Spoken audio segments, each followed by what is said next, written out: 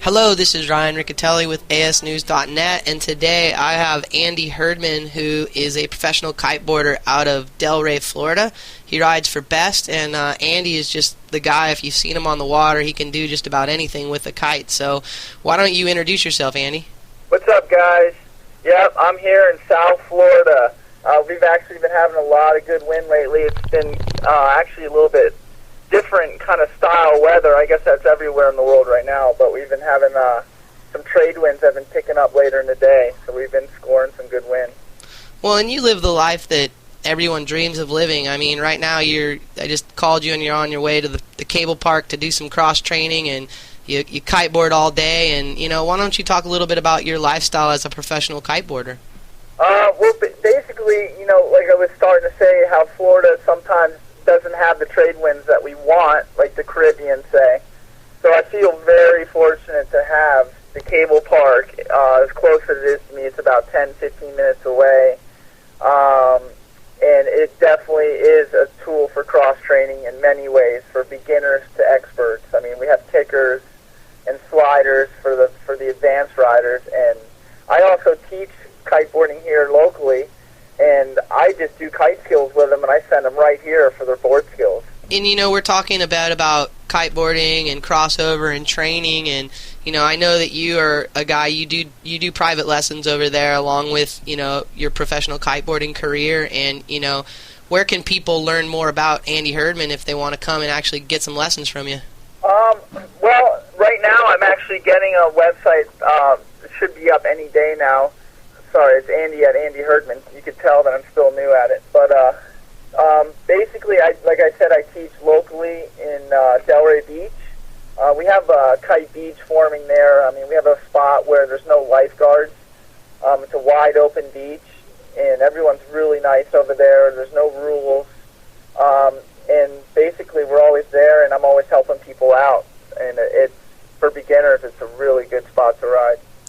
Well, and I've traveled with you quite a bit, and I mean, if anybody's taught me the most about kiteboarding, you're definitely one of them. You taught me some jumping skills, and taught me how to, corrected some of the mistakes that I make, which I make a lot. So, I want to encourage anybody who is over in that area to definitely look Andy up. But, the reason why I brought him on the show today is Andy is a best rider. Best Kiteboarding, and he flies R&Ds a lot of the new equipment, and I wanted to talk about the Waroo. Why don't you give us your feedback on the Waroo? Oh, sure. Actually, I love the Waroo. I fly it myself. I have my own quiver, and also for teaching and lessons, I can't say enough about it.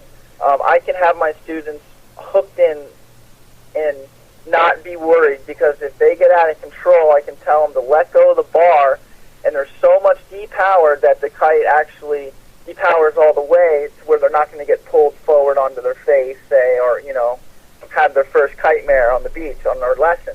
I think that's such a bonus for everybody. If the wind picks up or something, the depower is just amazing. And one thing I want to point out to a lot of riders that are used to the sea kites, your back lines need to be loose for the kite to be full powered. If you're flying your lines like a normal sea kite, like an older Best Yarga kite, say, you tend to want the back lines a little tight. Well, the Waroos tend to not like that and will actually fall backwards. And if you depower the kite and get the back lines really loose on the Waroo, it goes right into action and right into power. So it's a little different. It takes people getting used to. You're just not used to doing that. But keep that in mind. You have the back lines a little bit loose, and the kite will fly perfectly. Well, and what are the characteristics of the Waroo that you find that you like versus, the Yarga or, the Nemesis sea kites?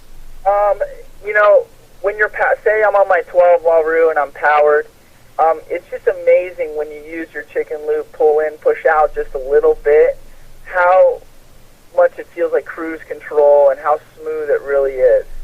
I noticed that a lot when I flew it lately on the 12 powered. It was just like for a beginner going out and cycling the kite up and down and getting some power, and then once he starts going, moving that bar an inch out, an inch in, makes all the difference, and it's like cheating. And I had a guy tell me that got his Waroo just last week and rode it, and he was just starting to stay upwind, and he got on that kite and went right upwind.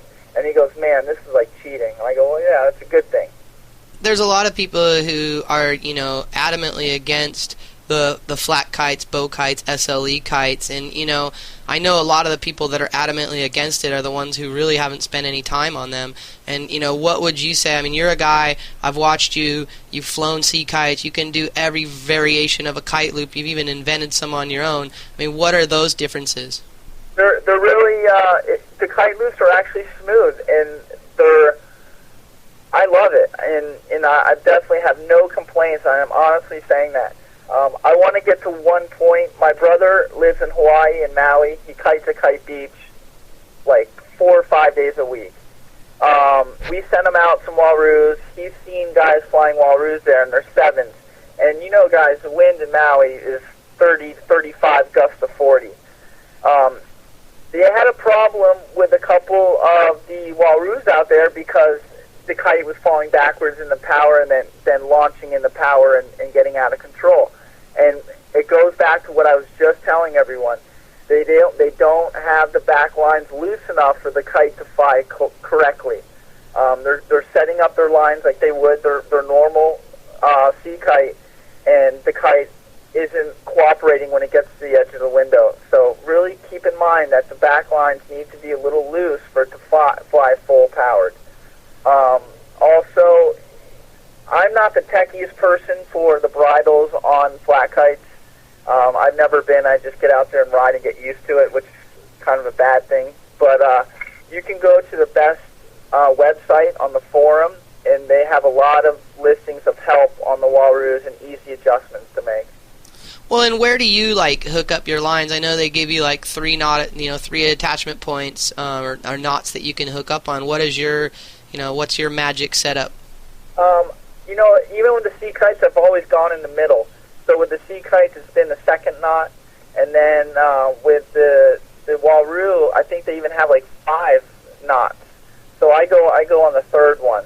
And and then if the kite's not flying right, you can always bring it back a knot or forward a knot and make that quick, easy adjustment, which is nice.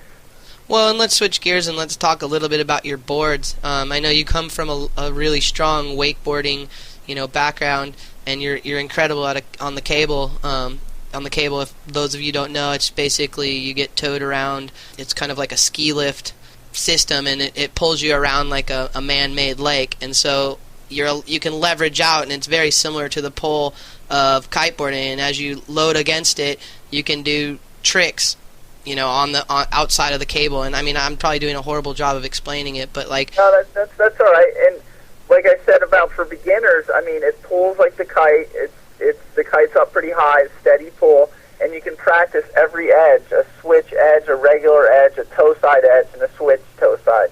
So it's just amazing how much you can work on and feel and really feel that edge and get your body position correctly for upwind position and edge hard.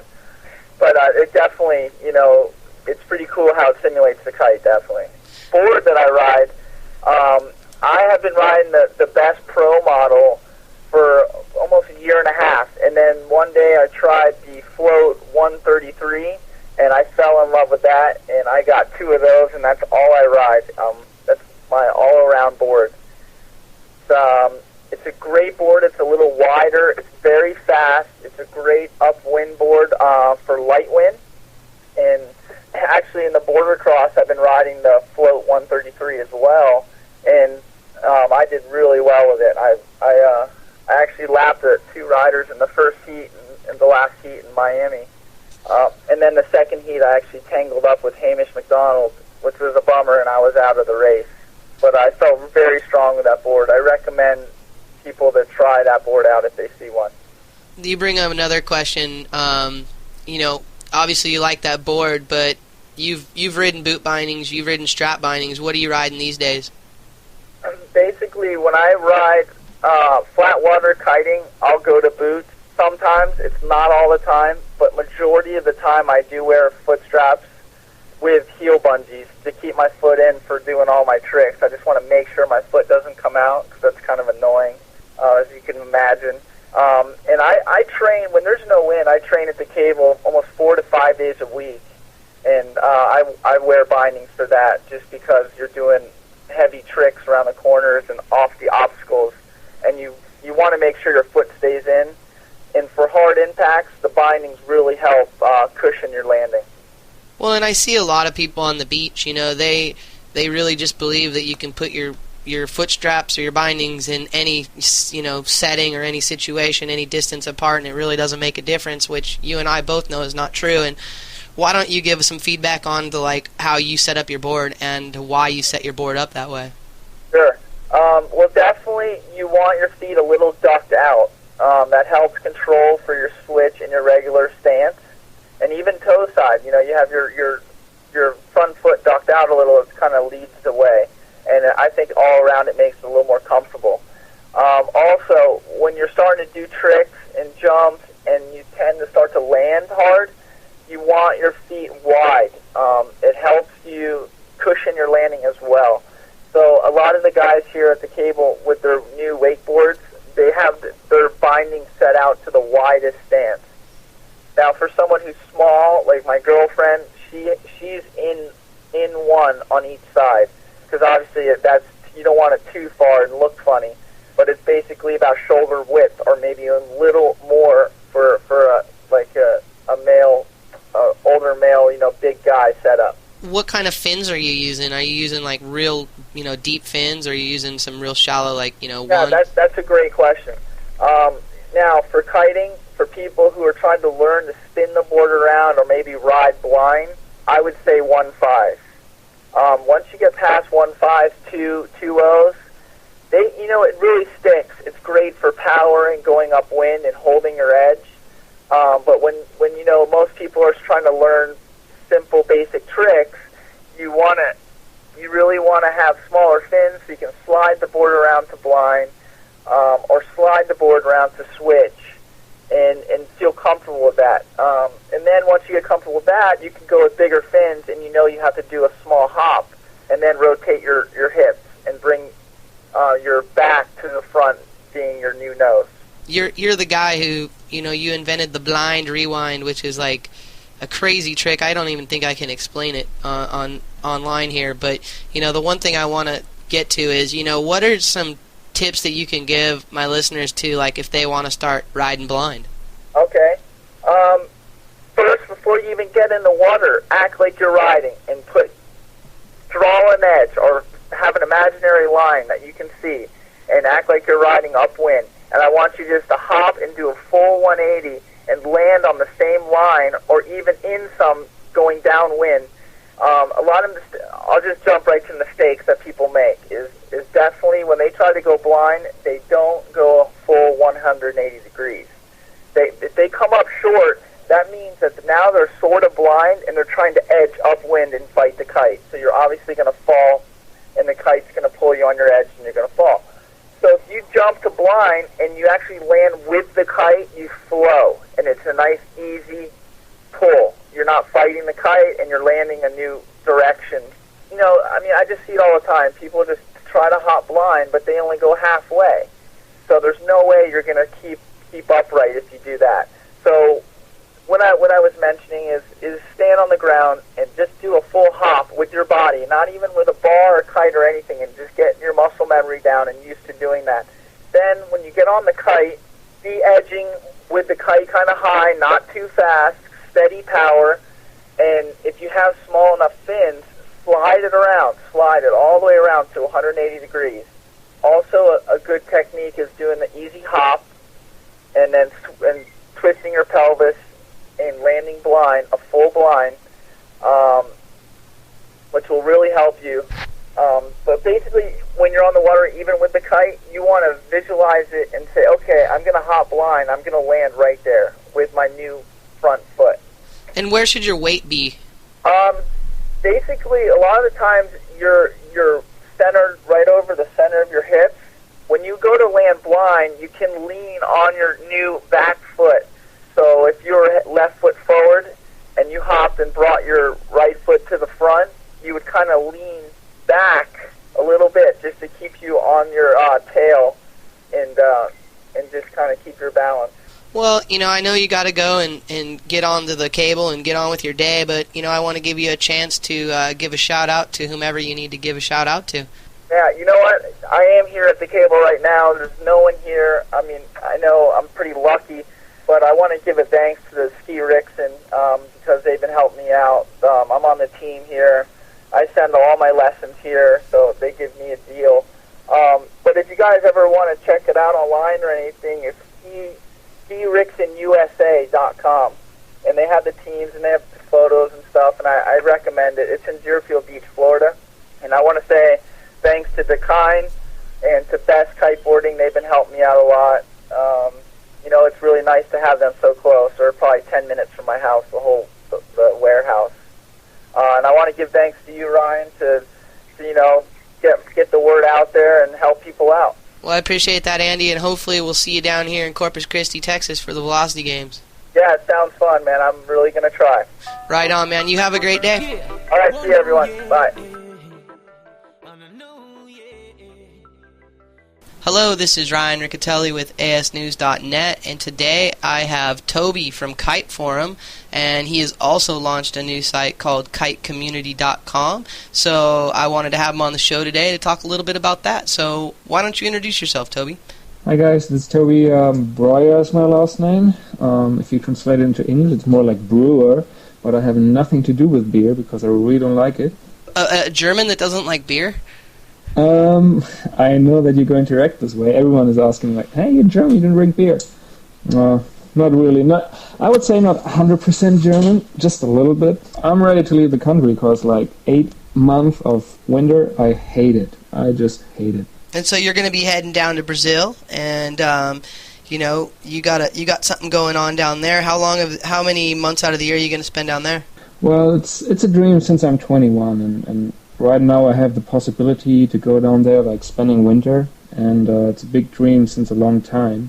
I see my way now to do this, also working with a computer and just internet. I have the possibilities, and it's just I have to do it now.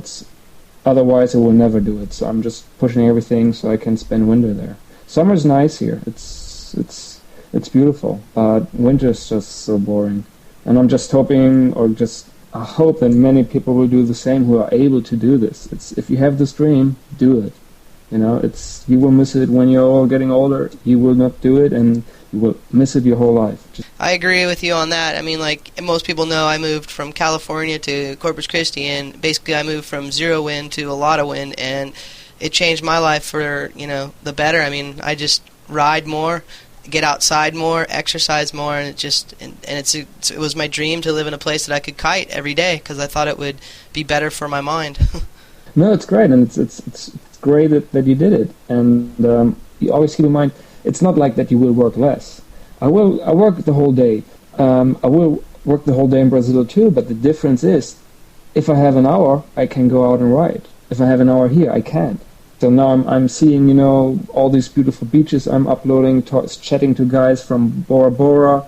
Everyone just went to the water, just going to the water, and you're sitting here like, damn, this is really depressing. I mean, it's not an easy job. Everyone thinks, oh, that's like a dream. It's not. It's tough work. Why don't you talk a little bit about kitecommunity.com and tell us what your vision of the site is?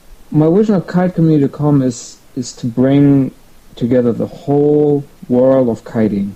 Also having international levels, national levels, so people can talk and chat in their own languages. They can read news in their languages, the latest events or demo events in their languages.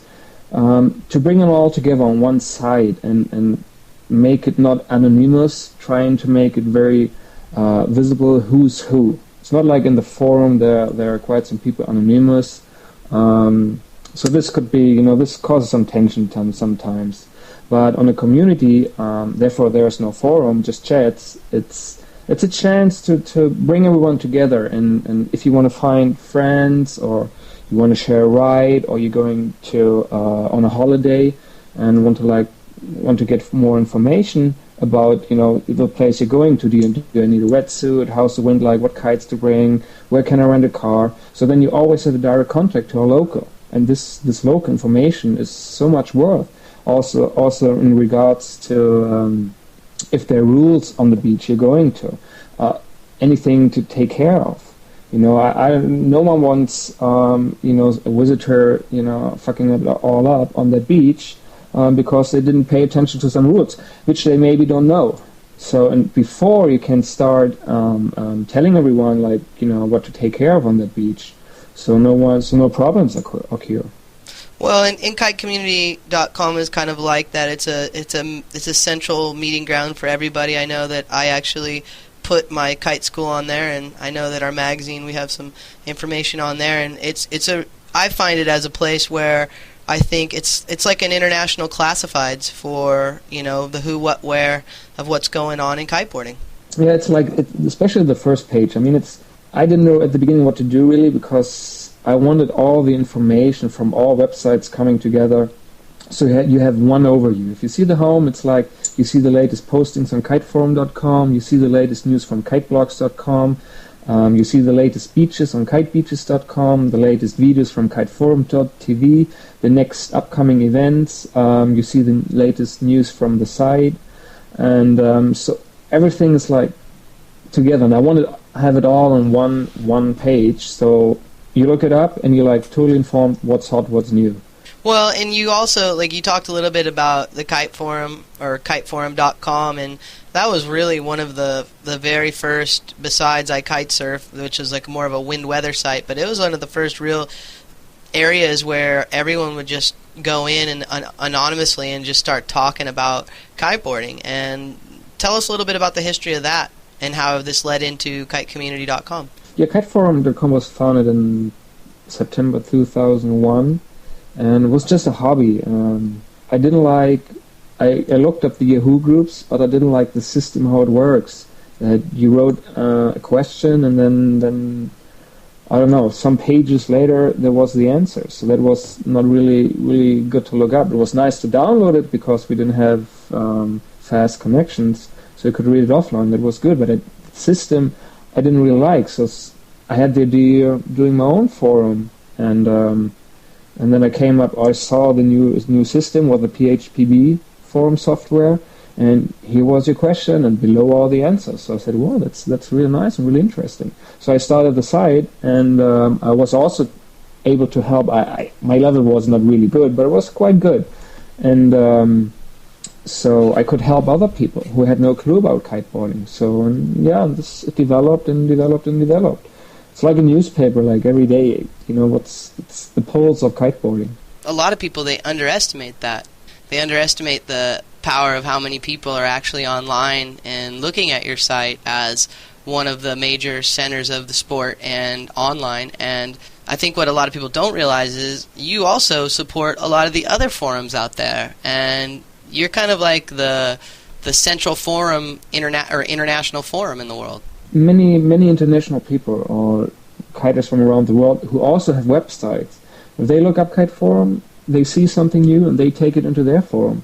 So it's really good, also for companies to have news on it or looking it up every day, because this spreads around the world like a finger snap.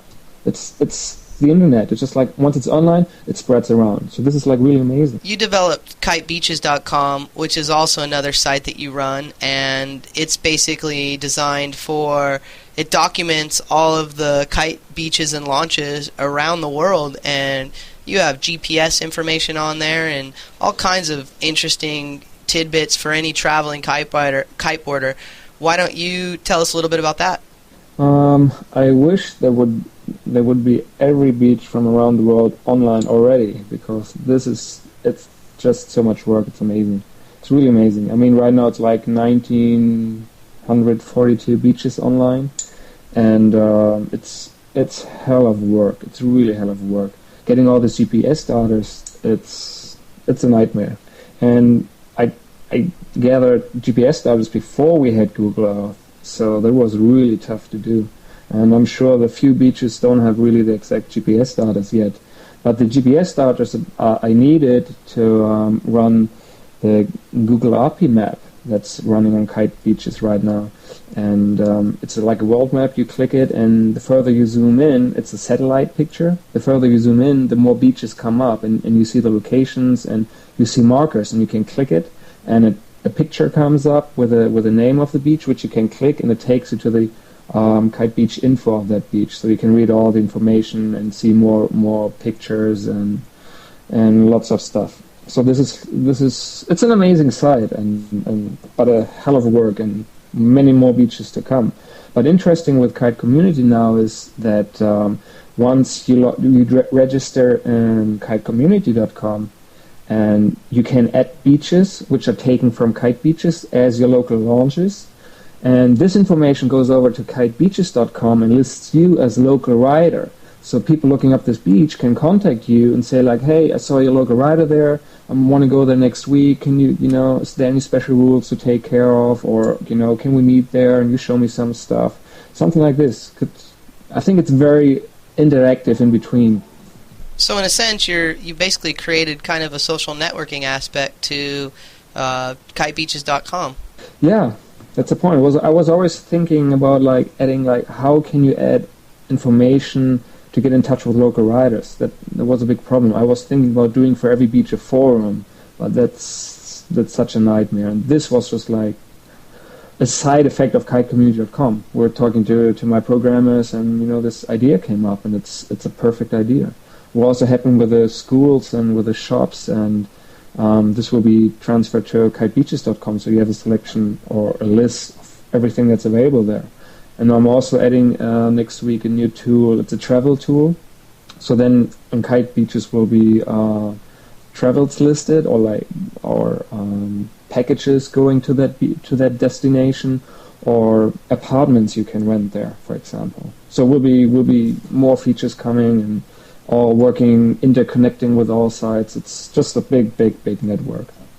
Well, you've been at this for 5 years now, and you've launched some great things. You did the first kite show out of Egypt, and then together we did the kite show out of Cabarete, and which has kind of evolved into the Kite Expo off of California. And I mean, your site is, like I said, is one of the center arenas of the sport for people to come online. And I know that in the past we've talked about how Kite Forum, that a lot of local shops and schools, they'd go in there and they'd post information about this event or that event, and that information would be removed. KiteCommunity.com actually offers that same shop or school the venue to be able to advertise all that stuff. Is that correct? Yeah, but it's also always had sections on Kite Forum like reviews, second-hand events, where I moved it, so it's easier to look up, because Kite Forum has in total 300 or more than 300 postings per day. So whenever you post it in the main forum, it gets lost quickly. Same with the video links. It would be not. It's sad that these links get lost so quickly. So always move them in the category so you can find it easier. But now with Kite Community, I have new tools created because I didn't like if it's just in a forum software like with videos or with events. Now I have on Kite Community, I have a full calendar where you can see with colors which country or continent it is. For each country you can look at which are the next events internationally. Every country you can post events. Same with demos. If you're having demos or festivals, there's a separate calendar for that, so you can see where demos are happening. And also with reviews. On Kite Forum, the review tool was just a normal forum. You couldn't search really for anything like you can do it on Kite Community now, where you can search by brand and everything. And you have categories, you just click, and so you have an overview. And it will feed, if you have 10 people testing the same kite, you see an overall ranking. And then you can read each single review from each individual who posted it. So you can see hey, how much does this guy weigh? What is his preferred riding style and stuff like this. You get more information about the rider who tested it. So we'll be all split it into for each rider. Now, what do you have to say to that manufacturer out there who disses Kiteforum? You know, who says that, those people on there, there's just a handful of people who, they don't matter. If someone disses Kiteforum, then he disses the internet. Basically, it's like this, because Kiteforum is a forum like many others. It's very international, it's the biggest international, but there's lots of national forums which are also very big. So if you say Kiteforum, it's, dissing Kiteforum, they're dissing kite forums in any way, or wherever they're from, so it doesn't matter. See like what the site can bring, or whatever other forum can bring. It's a great tool, to communicate with the kiting world. Well, Toby, so like what's next on your agenda? Basically, I have all my ideas out. Right now it's getting a few more features onto kitecommunity.com, like the travel section. I want a picture of the day. I want to add some a small gallery for each reviewed product, so you can show some detailed pictures and everything. And then do little things here and there. But basically, that's all my ideas. Another big project will be for Kite Beaches to get some kind of weather data onto that site, with statistics or the local forecast right now and stuff like this. But I have to do cooperation and stuff. I can't do it myself, and I don't want to do it myself. It's just little tools, little features here. But basically, I'm at the end of my ideas, I would say. Well, and it looks like kitecommunity.com kind of wraps everything together, and it kind of is like the center place for all the different sites that you've developed. So, and with that said, to anybody who's out there who is interested in kiteboarding, who kiteboards all the time, most of you have probably already stumbled upon, one of these sites, but you definitely want to check out, kitecommunity.com, kiteforum.com, kiteforum.tv, which is his video site, and then there's also kitebeaches.com. So between all those sites, there's enough for you to sit online for probably more time than you need to. And yeah, Toby, good job on all this stuff, and I wanted to bring you on today just so that you could talk a little bit about what you're doing over there, and I think people really get a kick out of actually hearing that there is a voice behind Kiteforum. But I also have to mention something. It's Kite Community is also a lot of help needed from every person to make it really, really nice. It's fill out your profile, let people see who you are, add reviews for others. You can sell your stuff. If you found a board or you lost a board, you can put it on. Make sure to submit local news in your language. You can also submit jobs, so if you're looking for jobs, add events, everything. I can't do it all. That's the problem, So every user has to help to make it really, full of content and share it with everyone. So it's also a big task for everyone. Well, yeah, and with that said, I encourage everybody to log on, check it out. Right now he's just launching it. As the site goes, it grows organically, and all of you out there are the ones who will help make this site, bigger and better. I mean, I really appreciate you developing a skeleton for all of us to be able to put all this information in, Toby, and I hope to get you back on the show here very soon. Why don't you give props or give some shouts out to whoever you need to give some shouts out to? First of all, shouts out to every user, because I just can create it and you can fill it with content. Big props go to my programmers, Murdoch and Jan. Very good job, and always a pleasure working with the guys. And yeah, also to you, of course, for spreading the word, helping out, and well, it looks like we're getting killed by telephone, so I'll let you go. But thanks a lot, Toby, and we'll be talking to you soon.